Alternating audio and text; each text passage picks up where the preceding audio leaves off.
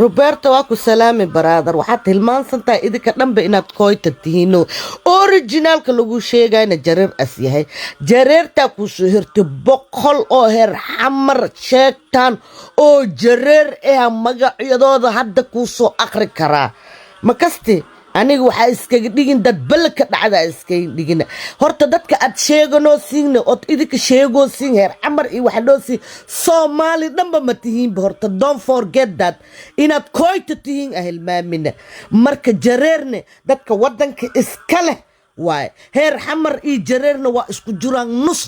jareer waa nusna heer xamarkii kooytada ahay oo yimideen waay marka maxaa ka sheegi kartaa adima unukana ay kartaa shaasha wixii jiro sheege adigan raganimo ku hadal wixii jiro sheeg maana anaka faataa dhugtaas anoo keeni waxaa taariikhda ku qorno anaka ognahay naga dhaadhicin inas been yahay brother way shalay le burkina soo go'ay moogdano heer xamar hadiiteen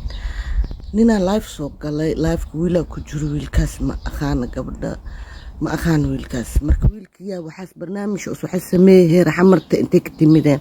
konton heer xamara soo galeen waxay dheen unuka inta le waa imaani yemanana unuka inta le waa imaani waxaana unuka inta waa imaani waxaana unuka inta waa imaan waxaana markay dhaayeen adiga waaba ku jirtaa TikTok Roberta maxaa u soo gali weysay oo kala dhigi weysay heer xamarta saan isaan waay oo dhigi weysay jareerka lagu sheegayna dalad waay jareer what is meaning jareer tima adag waay afrikaanka dhanad dhahdeen Soomaaliyeed waa la ogyahay kaas marka anaha idin adima ani isoo dhigi kartaa adiga uu ka xamar jareera ku jiro hadda aan ku dhooya brother ana hal ku keena wili irda horta TikTok hataa ma irda horteedan ku keeni kara been hal iska dhaadhicin